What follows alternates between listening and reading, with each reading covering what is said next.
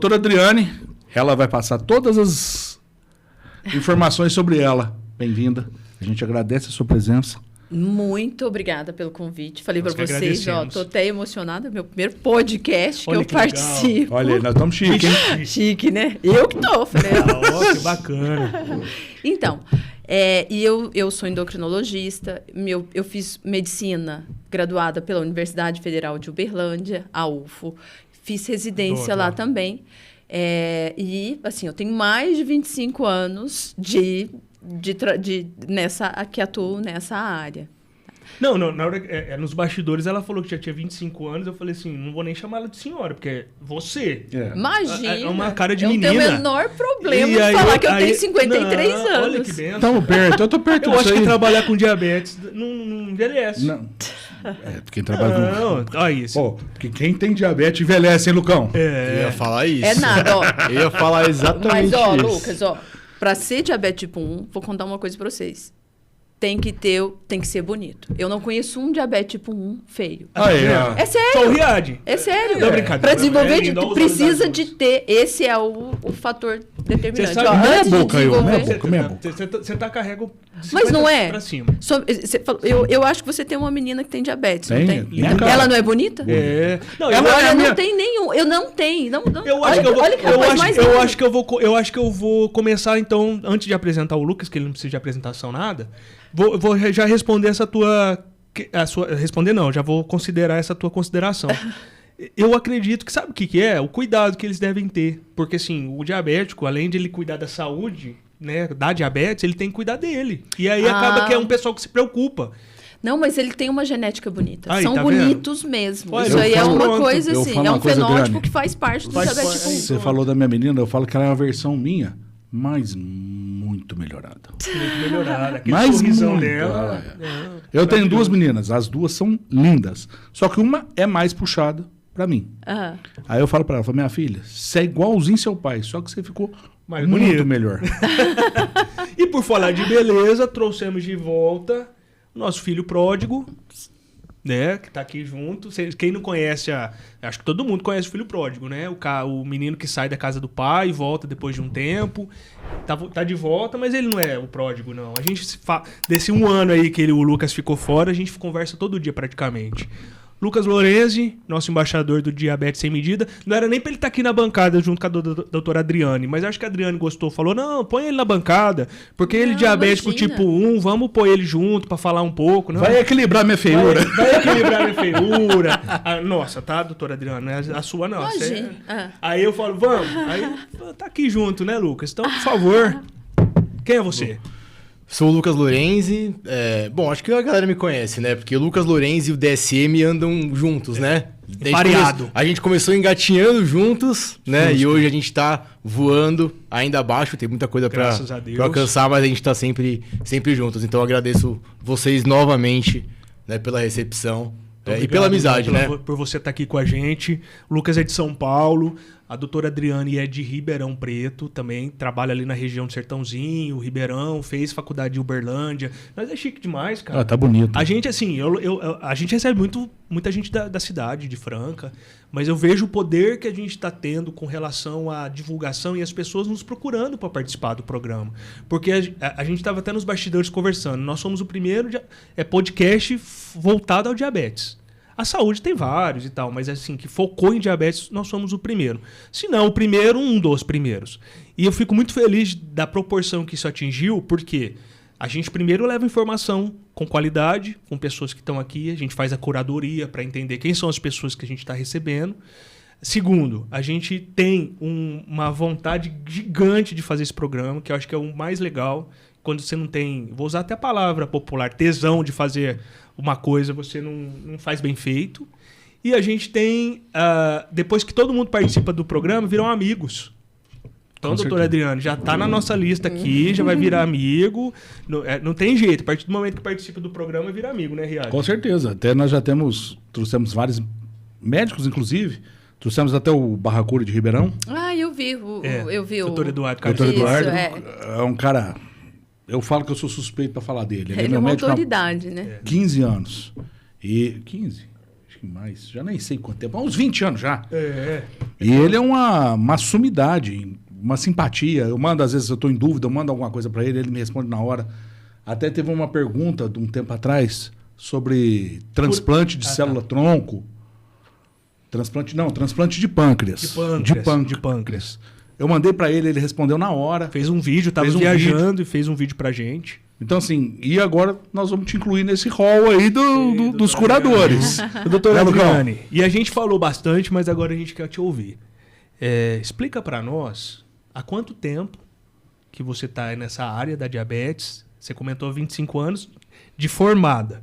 Não, 26 anos de formada. Mas assim que você se formou, a sua especialidade já foi trabalhar com a questão do diabético? Então, conta um pouco. Então, assim, foi meio de surpresa. Não é que surpresa, né? Eu não sabia o que eu ia fazer após terminado o curso de medicina. Aí eu prestei prova de clínica médica em Uberlândia. E eu ia fazer clínica, medicina interna, que chamava. Que era uma especialidade geral, assim. Que depois eu decidiria se eu ia seguir alguma outra área, sei lá, ia fazer cardio, mas eu não sabia. Então, falei, vou fazer clínica médica. Quando eu passei pela área de endócrino, eu me apaixonei. E era um professor, é um professor, Dr. Paulo Tanus. Ele ainda tem um grupo de residentes aqui, que ele atualiza esses ex-residentes. É incrível. Legal. Sabe? Incrível. Um homem incrível. E aí eu me apaixonei por endocrinologia. E não sei por que cargas d'água, eles também gostaram de mim. E aí o que aconteceu? A minha bolsa, que era de clínica médica, para fazer só clínica médica, eles conseguiram. Naquela época eu fazia prova direto para endócrino. E eles conseguiram uma bolsa para eu mudar. Aí eu migrei. E aí eu fiz endócrino. E foi onde eu comecei a trabalhar com diabéticos. Por incrível que pareça, não foi por causa... Eu acho que não foi por causa disso, mas por coincidência, meu pai faleceu nessa época que eu estava passando na endócrino. E meu pai tinha diabetes tipo 2. E assim, eu não tinha a menor noção que isso acontecia com ele. Ele tinha 56 anos e infartou. Nossa. E eu não tinha nem noção. Aí depois que ele faleceu, minha mãe mostrou alguns exames, ele estava lá, glicemia de 300. Naquela época, pouco se fazia hemoglobina glicada, mas era glicemia de 300. Uma hipercolesterolemia, assim, importantíssima. Mas ele era, assim, um glutão, né? Acordava de madrugada, comia, sabe aquelas coisas assim? E também fumava sem parar, um fumante inveterado. Era uma vida um pouco desregrada que ele tinha. Mas não foi por causa disso, eu nem pensava nisso. Mas aí, bateu um alerta. Bateu um alerta. Eu falei, olha... E, inclusive, a última vez que eu vi meu pai foi na minha formatura. Nossa. Que aí logo em seguida, em maio, eu passei pela endócrino. Ele viajou e aí ele faleceu. Eu falei assim, ó... E hoje, recentemente, que eu fui dar uma aula, é que eu lembrei disso. Eu falei, olha, gente, a última vez que eu vi meu pai, eu vou contar essa história. Foi na minha formatura... E ele morreu durante a minha passagem pela endócrino, quando eu decidi fazer endócrino. Mas não foi por causa dele, eu só fiquei sabendo desses valores, as justificativas que você... Foi bem depois. E eu vou até te complementar, e aí o Lucas também pode falar, qual é a importância desse trabalho que a gente faz. Por quê? Porque a gente... diabetes mata. E as pessoas não têm ideia de que isso mata. Porque elas ficam naquela coisa assim, é só regular a glicemia. Não, tá tudo certo. Não, eu tô bem, eu tô tomando remédio, aí para de tomar porque ficou melhor e tal. E eu costumo falar uma coisa, Lê. A hiperglicemia, ela te mata aos poucos. A hipoglicemia, ela te mata agora. Então, assim, a galera... Sem aviso prévio. A galera fica aí, eu não vou parar de tomar o remédio. Ô, seu jumento... Me permite te chamar de jumento. O que não faz, por favor, né? Cara, pelo amor de Deus, não para de tomar a porra do seu remédio, seu animal. Aí não vou te chamar de animal, porque o animal é mais inteligente do que você. Então, o seu remedinho tá lá. Ele não tá à toa. O médico não tá passando o remédio à toa. Eu vou passar pra ele porque eu acho bonito. Não, tem muito mais. Tem muita coisa mais por trás, né, ô Lucas? Doutora, você falou do caso do seu pai e eu fiquei me questionando aqui, né? Eu tenho a impressão, e aí vou até fazer uma pergunta, né? Opa! Eu tenho a impressão de que as pessoas, né, ainda mais velhas, né, normalmente quem tem diabetes tipo 2, ainda não sabem a importância do tratamento. Porque você contou a história do seu pai e eu lembrei que na semana passada, ou semana retrasada, eu até postei um vídeo falando sobre isso. A minha avó, ela tem 90 anos e ela é diabética tipo 2, né?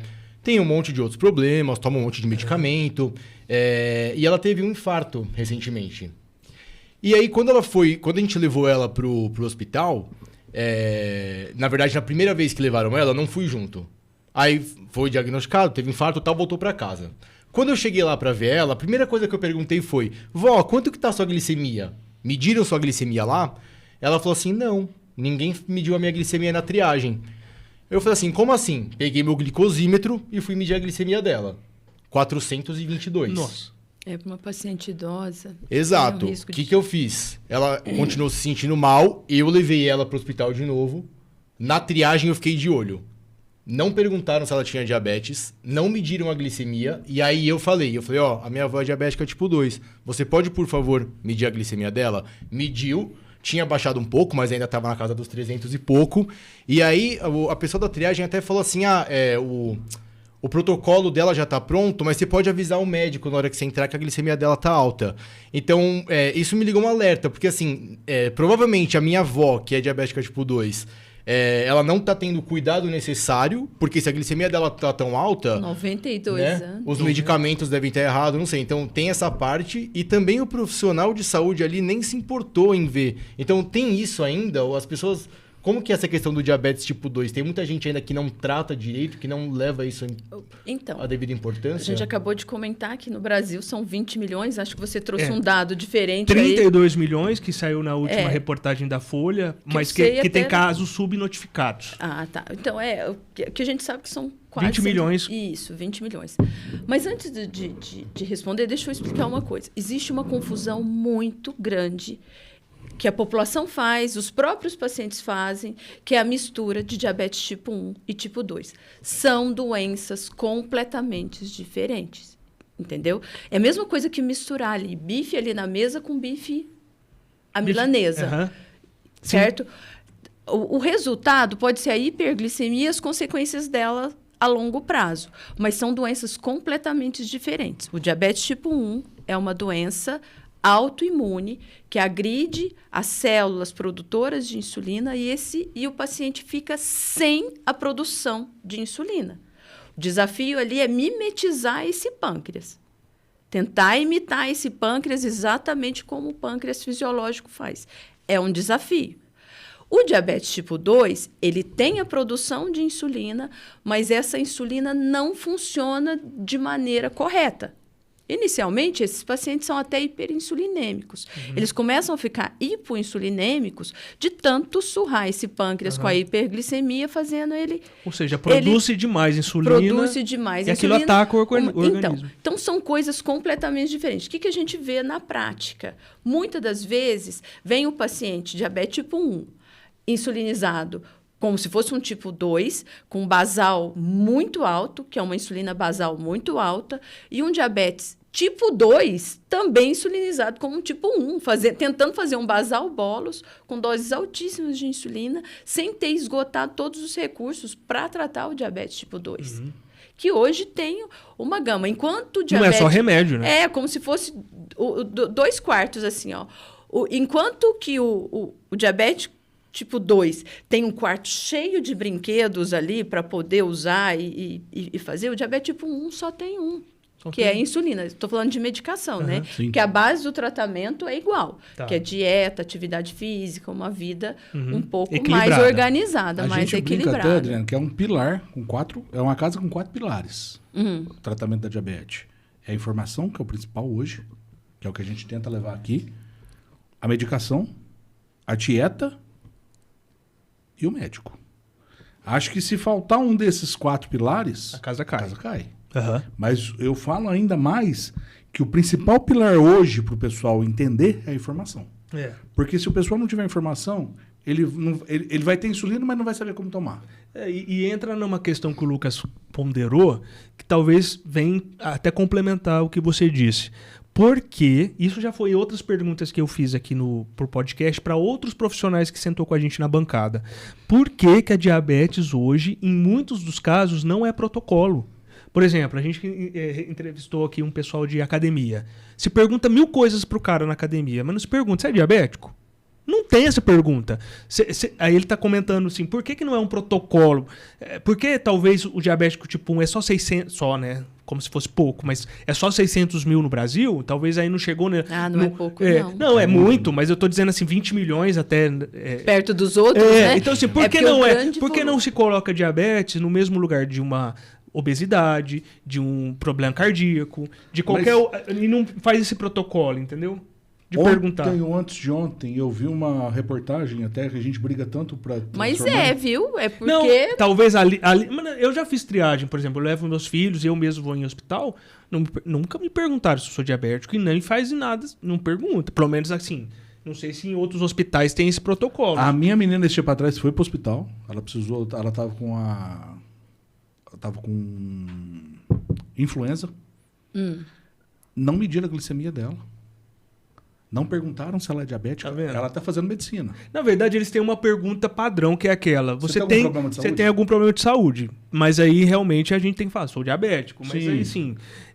Eu acho que talvez a pergunta que eu queira fazer é o seguinte, por que se não se dá um peso tão grande para diabetes na hora de fazer uma triagem ou pensar na doença? Porque o que a gente vê? Por exemplo, diabetes tipo 1, ele sabe mais diabetes do que muitos profissionais. Isso é verdade. Que recebem, não estou falando médico, mas eu estou falando profissionais que não lidam com diabetes, entendeu? Porque é a maioria, né?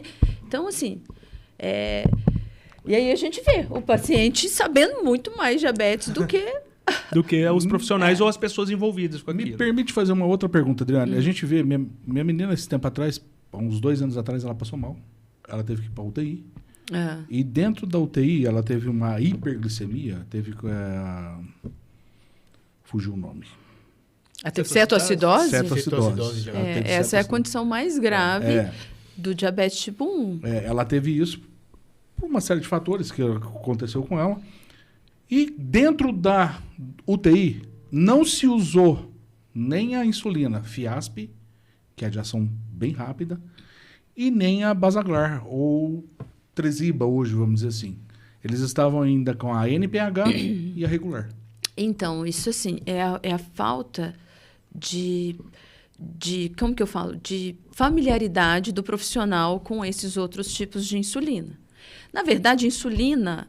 Tanto a NPH, quanto a Degludeca, que tem o nome comercial de Tresiba, quanto a Basaglar, que é a glargina, o nome genérico, que é a substância, eles não têm muita afinidade com isso. E todas essas insulinas abaixam de forma igual a glicemia. Sim. A diferença delas é a velocidade. É o tempo de ação dessas insulinas, certo? Entendi. Então, assim, eles têm um pouco, como eles lidam dia a dia só com essas 2 insulinas e elas abaixam mesmo essas glicemias, fico confundindo baixar do download com abaixar.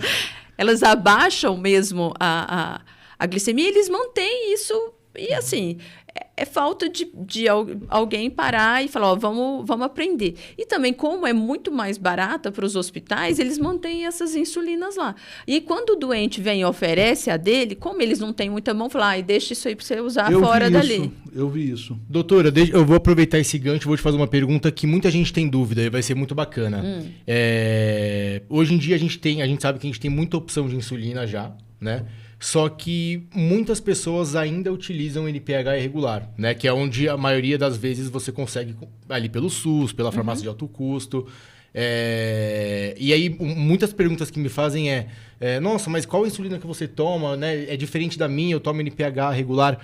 Dá para ter um controle hoje bom ainda com NPH irregular? Como que é essa questão?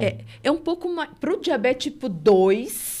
Que a gente começa só com insulina basal e doses baixas, lá só para complementar, ajudar um pouco. Quando esse paciente começa a ficar insulinopênico, tá? Diabetes tipo 2, aquele que tem insulina, mas a insulina não funciona direito, tá? Como se fosse uma chave e o motor tá lá e ele não consegue colocar a glicose lá dentro. Por quê? Porque a fechadura tá ruim, não consegue abrir para poder usar.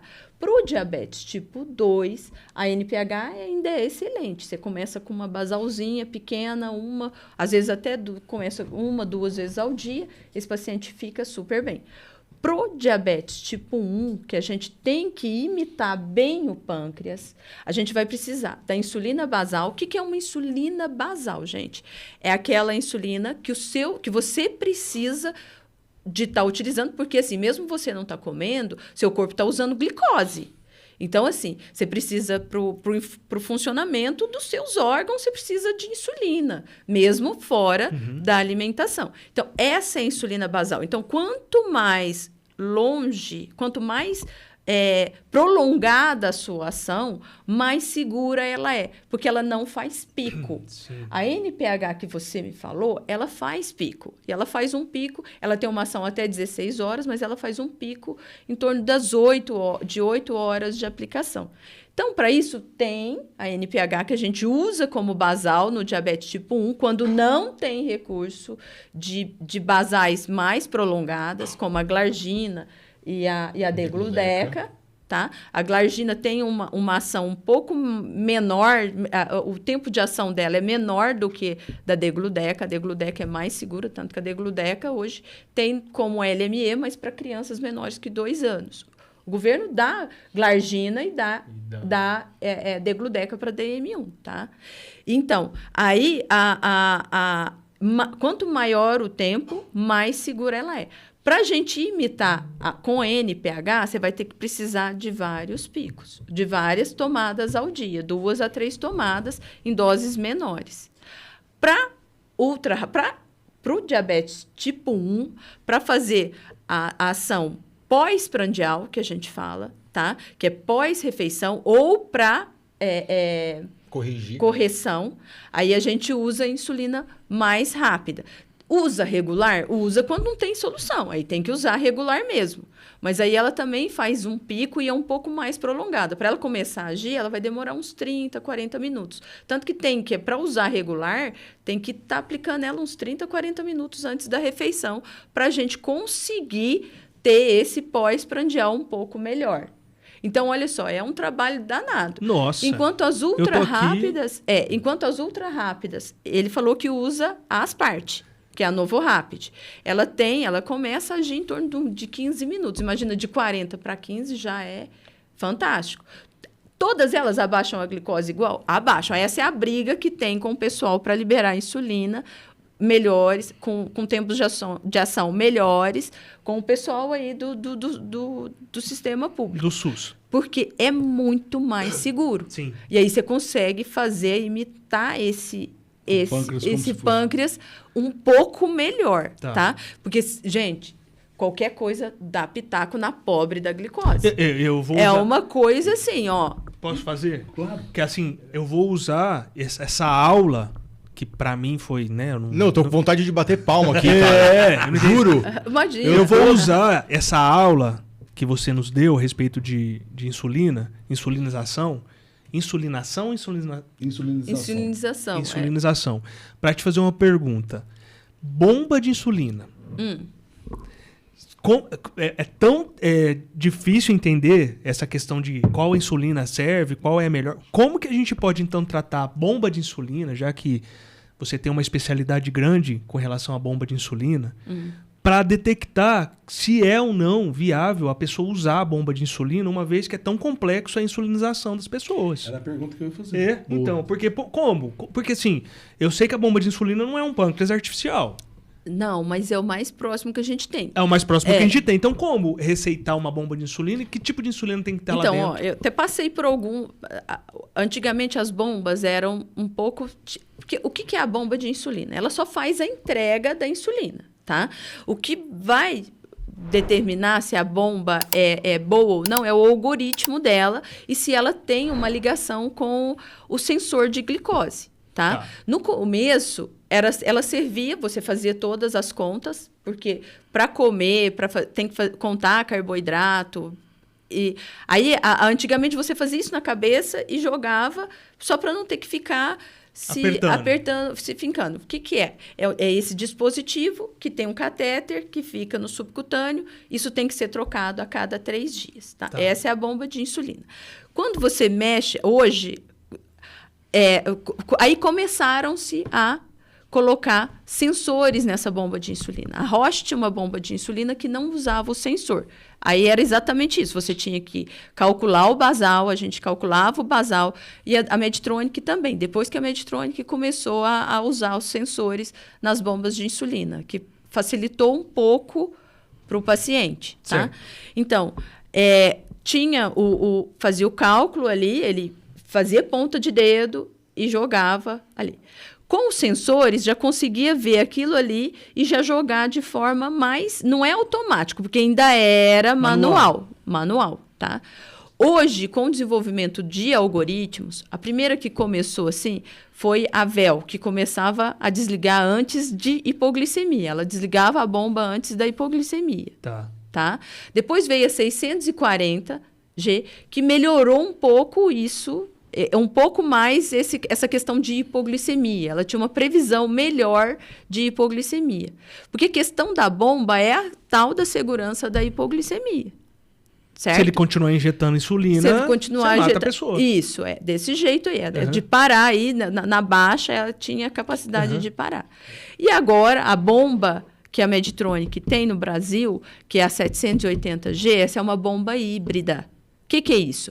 Ela tem uma questão automática, ela faz um basal automático com correções automáticas, mas o paciente ainda precisa lançar carboidrato.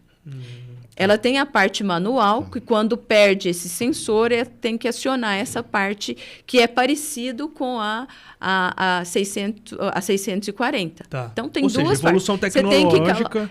E foi uma evolução e tanto assim, paciente que não chegava a 50% do tempo no alvo. Tempo no alvo é aquele que o paciente fica entre 80 e 180 para o diabetes tipo 1 ou tipo 2 também. É a mesma coisa.